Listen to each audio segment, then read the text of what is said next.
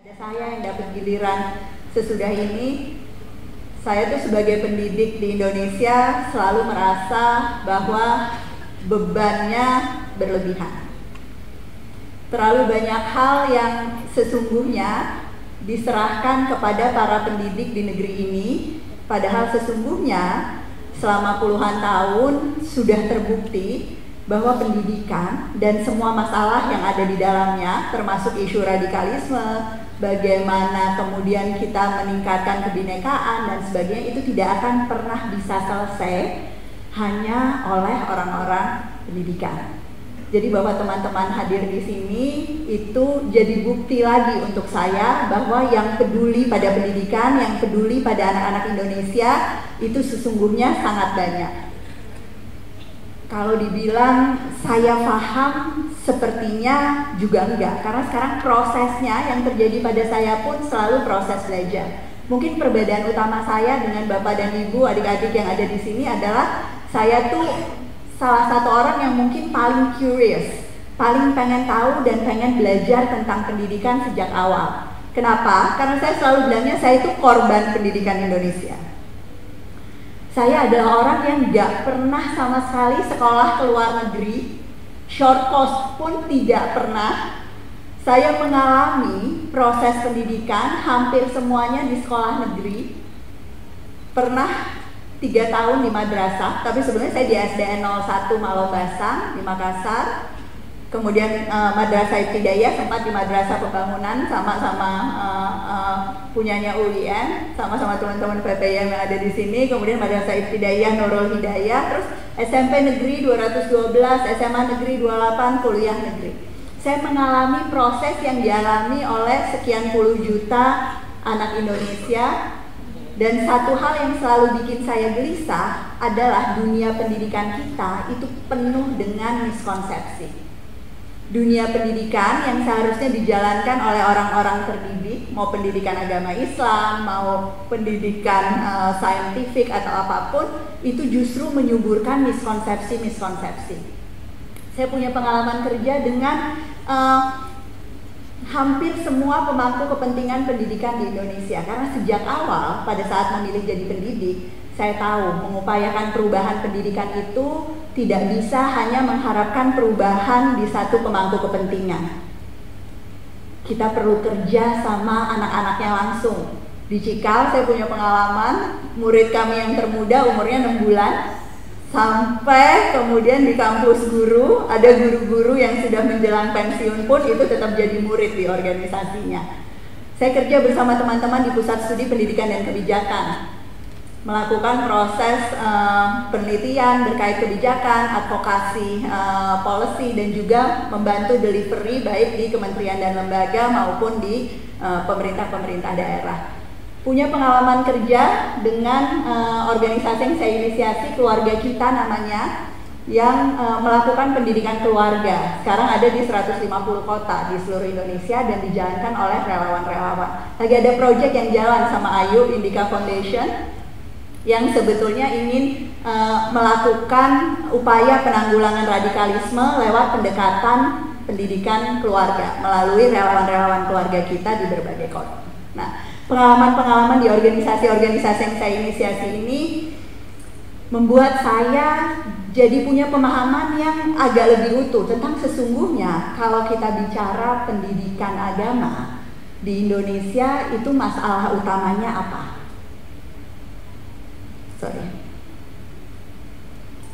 Sebagaimana yang teman-teman mungkin tahu, walaupun pendidikan saya secara umum, secara formal itu adalah pendidikan kebanyakan anak Indonesia, pendidikan agama saya bukan pendidikan yang dialami oleh kebanyakan anak Indonesia.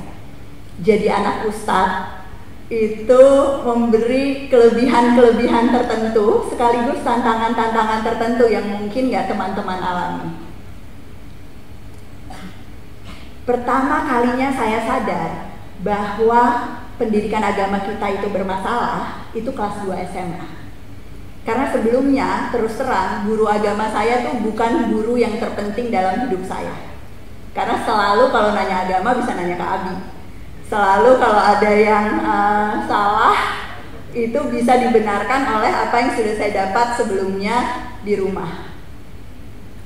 Tapi di kelas 2 SMA itu yang saya alami adalah pendidikan agama yang salah kaprah pada saat saya mau mencalonkan diri jadi ketua OSIS dan dilarang jadi ketua, dicurangin sama seluruh komponen yang ada di sekolah, dikalahkan dalam sebuah pemilihan karena mereka percaya bahwa untuk jadi ketua OSIS itu nggak boleh perempuan, cuma boleh laki-laki.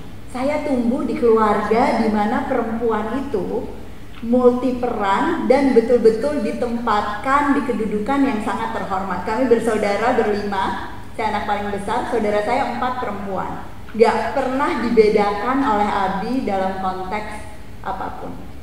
Beliau selalu bilang anak perempuan itu berkah, apalagi kalau punya anak perempuan lebih dari 3 katanya, itu insya Allah jaminan surga. Karena tantangan untuk mengasuh anak dan sebagainya dan membesarkan anak perempuan untuk kemudian mendukungnya mencapai cita-cita itu amanah yang luar biasa untuk orang tua.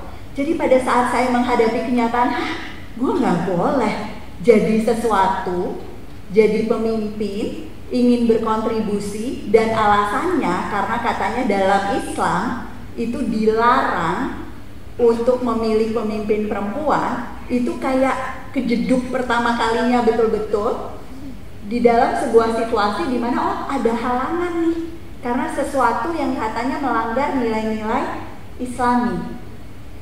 Dan di situ saya sadar pertama kali bedanya belajar tentang agama sama belajar dari agama.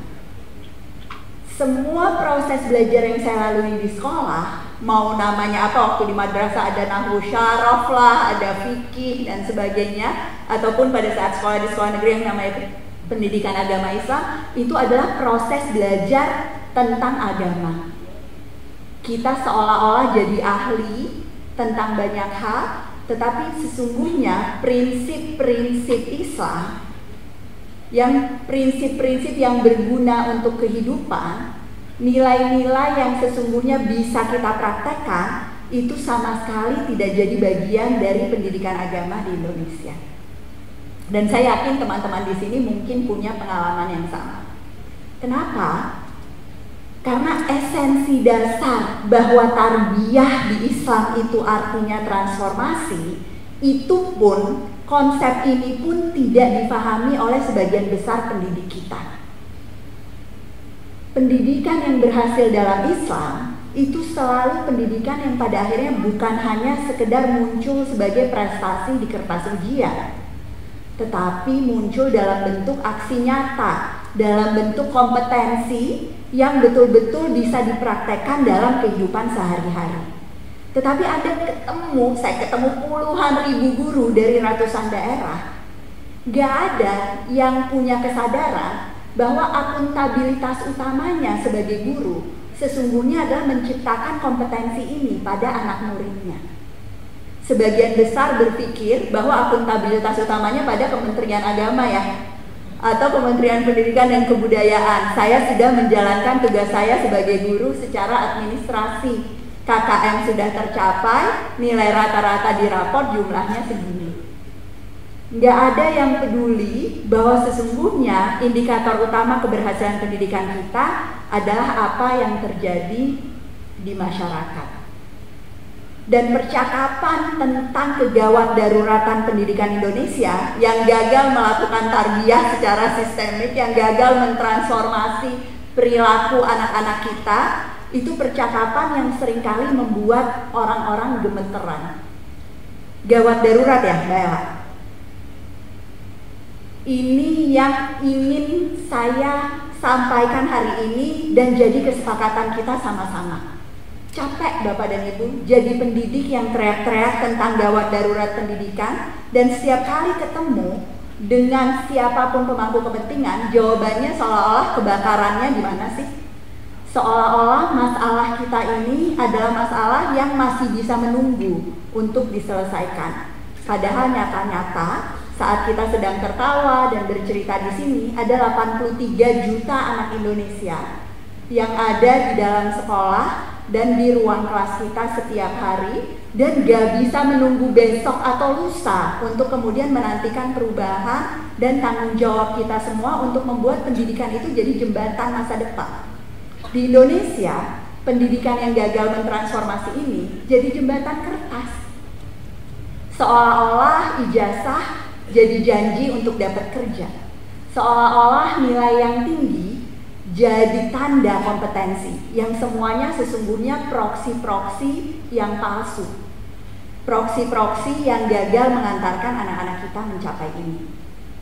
Dan sedihnya, salah satu tanda kegawat daruratan yang utama itu adanya di pendidikan agama. Saya orang yang sangat percaya bahwa pendidikan agama, dalam konteks saya sebagai muslim, pendidikan Islam yang utuh, itu adalah formula utama untuk melawan radikalisme. Jadi saya setuju pendidikan agama yang lebih banyak, pendidikan agama yang lebih baik, dan tentunya lebih utuh untuk anak-anak kita. Karena kalau kita paham esensi pendidikan agama yang ideal menurut Islam, pada saat itu sesungguhnya itu sesuatu yang sama sekali tidak perlu dipertentangkan dengan ide-ide tentang keragaman dan kebinekaan. Masalahnya adalah sekarang miskonsepsi tentang proses pendidikan yang ideal itu masih terjadi di pendidikan agama kita. Ini yang saya temui setiap hari di semua organisasi. Proses belajar pendidikan agama adalah salah satu proses belajar yang paling pasif. Anda bisa keliling ke semua sekolah internasional pun yang katanya udah inquiry based, active learning dan sebagainya. Di hampir semua sekolah itu, prinsip itu berlaku kecuali untuk kelas agamanya. Mau cari guru-guru yang terbaik yang mengajarkan proses berpikir kritis, yang mengajarkan discovery learning, itu mudah di sekolah-sekolah yang berkualitas di kota-kota besar, Jakarta ataupun daerah-daerah lain di Indonesia. Tapi kalau ketemu guru agamanya, itu adalah guru yang kembali lagi ke pendekatan-pendekatan belajar pasif, tidak banyak memberikan kesempatan murid-muridnya bertanya, dan semua proses belajarnya adalah proses belajar yang satu arah. Terlepas bahwa prinsip-prinsip belajar aktif itu di-encourage, ditumbuhkan di pelajaran-pelajaran lainnya. Seolah-olah Anda berada di sebuah ekosistem yang sangat berbeda. Padahal baru 1 jam sebelumnya, mereka mempertanyakan banyak hal. Begitu masuk kelas agama, si anak-anak super kritis yang sesungguhnya super kreatif ini kemudian kembali lagi pada dogma-dogma yang harus dipercaya begitu saja. Dalam Islam, Nabi Ibrahim dalam semua agama, bapaknya semua agama, itu adalah contoh yang paling nyata tentang proses belajar. Itu adalah proses yang sesungguhnya penuh tanya. Bertanya, saya diajarkan oleh Adi sejak kecil, itu bagian paling penting dari iman. Berapa banyak dari Anda yang diajarkan itu? Bertanya itu bagian dari iman, bukan kebersihan sebagian dari iman ya. Yang hadisnya pun itu dhaif sebetulnya, gitu ya. Itu kita diajarkan ratusan kali dari kecil sampai sekarang oleh segala macam ustadz. Tapi berapa banyak yang tahu bertanya itu bagian dari iman? Boleh angkat tangan nggak? Yang dari kecil diajarkan itu? Nggak ada. Itu isu utama di pendidikan kita. Muslim yang baik pasti bertanya. Proses pencarian itu adalah proses yang memperkuat akidah. Tapi itu yang sekali lagi nggak ada di sistem pendidikan kita. Di sistem pendidikan kita sekarang, yang terjadi adalah penjejalan pengetahuan. Kita tahu banyak hal, tetapi seringkali justru konsep-konsep esensial, prinsip-prinsip dasar itu yang terlewatkan.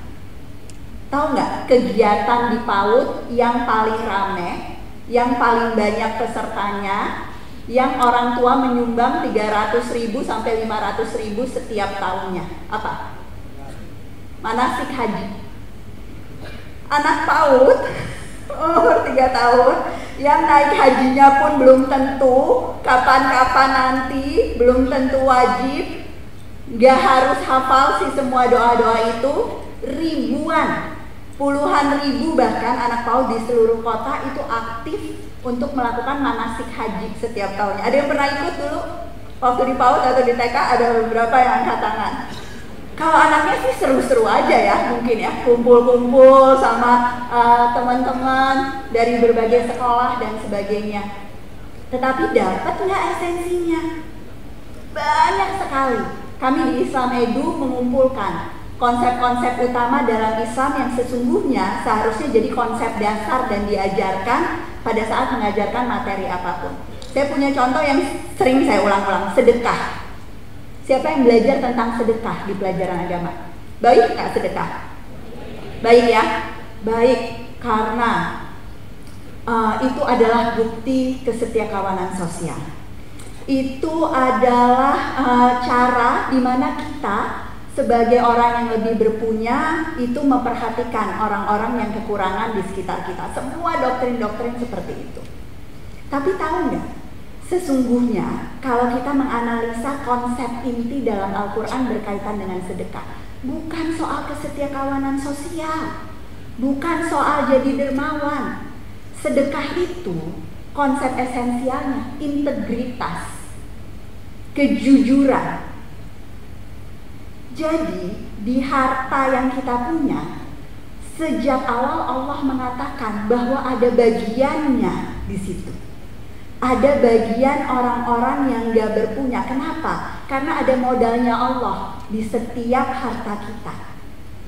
Jadi yang kita anggap 100 punya kita itu, sesungguhnya ada porsi yang sejak awal bukan milik kita. Jadi orang yang bersedekah bukan orang yang baik, teman-teman. Orang yang bersedekah adalah orang yang jujur. Beda nggak? Beda cara ngajarinnya. Karena kalau kita bicara soal kejujuran, yang penting bukan yang memberi itu di atas yang menerima, tetapi bahwa sesungguhnya yang menerima itu punya hak yang harus dipenuhi oleh pemberi-pemberinya. Anda bisa bayangkan kalau kita punya kesempatan untuk membongkar semua konsep-konsep esensial yang ada di kurikulum dan kemudian mengajarkannya dengan cara yang tepat. Betapa banyak perubahan perilaku yang kita bisa saksikan dan proses belajar yang pada akhirnya bisa mentransformasi aksi. Oke, ini juga banyak sekali penekanan yang berlebihan pada fikih. Saya rasa salah satu risetnya Conve di proyek ini juga menunjukkan ini. Seolah-olah kita semua nih mau jadi ahli fikih, diajarin cara ngitung waris gitu ya, diajarin cara untuk kemudian menetapkan hukum-hukum tertentu yang sesungguhnya tidak harus jadi kompetensi semua dari kita. Ayah saya aja selalu nggak berani kalau ada yang konsultasi soal fikih atau hukum waris. Saya bukan ahlinya, itu yang selalu dikatakan. Tapi kalau lihat materi-materi pelajaran SMA, isinya seolah-olah semua umat muslim di Indonesia harus siap memberikan fatwa pada saat ditanya. Nah, ini salah satu aspek yang seharusnya bisa semakin digalakan di pendidikan kita. Buah dari pengetahuan adalah akhlak. Akhlak pada diri sendiri, akhlak pada lingkungan, akhlak kepada sesama manusia. Dan ini kunci kenapa kalau di acara Hidup Bersama Al-Quran dengan Abi, saya selalu berusaha untuk lebih banyak bicara isu-isu sosial.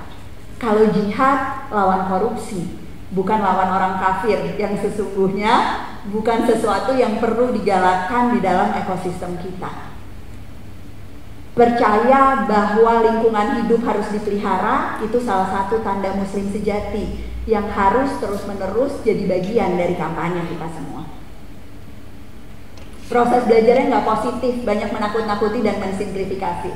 Saya ingat banget waktu kecil, ingat nggak ada komik-komik tentang Siratul Mustaqim yang katanya bagaikan rambut dibelah 7 gitu ya. Aduh, aku inget tuh cerita sama Abi, dan ini umur 4 tahun ya. Abi kemudian menjelaskan definisi yang sangat berbeda tentang betapa Siratul Mustaqim itu kayak jalan tol yang betul-betul lebar luar biasa, nggak ada yang perlu ditakuti sama sekali selama kamu nggak ada di pinggir. Muat jalannya buat semua umat yang memang betul-betul ingin menuju ke Tuhannya, kecuali untuk orang-orang yang ada di pinggir jalannya. Dan itu sesungguhnya prinsip Islam yang paling utuh. Kenapa dibilang jalan pertengahan? Karena jalannya itu sesungguhnya jalan yang sangat lebar. Kita itu bukan cuma dilarang radikal, kita dilarang mendekati radikal. Kita dilarang berada di pinggir. Itu perintah Islam sejak awal yang lagi-lagi tidak pernah kita ajarkan dan kita tumbuhkan pada anak-anak kita. Selalu prinsipnya menakut-nakuti. Harus sholat supaya nggak dosa gitu ya. Tapi nggak diajarkan bahwa sholat itu sesungguhnya doa. Sholat itu adalah tempat di mana kita dapat kesempatan untuk curhat sama Allah. Kalau mau curhat buru-buru nggak? Seneng nggak? Kayak mau ketemu teman aja, cerita. Esensinya bukan tentang fikih atau aspek-aspek rukunnya saja, tetapi bagaimana kita sesungguhnya punya kebutuhan untuk terus berkomunikasi dengan Yang Kuasa.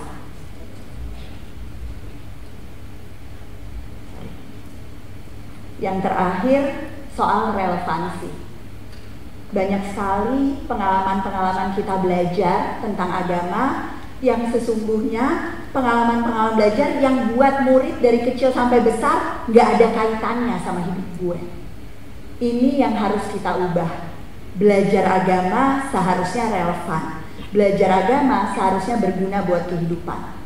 Semua pelajaran sejarah kita, sejarah tentang keislaman, sejarah tentang kebudayaan adalah struktur yang seharusnya membantu kita untuk melihat kaitan dengan apa yang terjadi di masa lalu ataupun di masa kini dan kegunaannya untuk murid-murid kita di masa depan. Banyak PR kita teman-teman, tapi saya selalu yakin kesempatan kita untuk belajar bersama-sama anak, kesempatan kita untuk berkontribusi ke pendidikan itu tanggung jawab yang sangat besar. Semua murid, semua guru, kita semua bertanggung jawab terhadap pendidikan anak-anak kita. Mudah-mudahan hari ini saya dapat banyak teman perjalanan untuk melawan miskonsepsi-miskonsepsi di pendidikan agama Islam. Terima kasih. Assalamualaikum warahmatullahi wabarakatuh.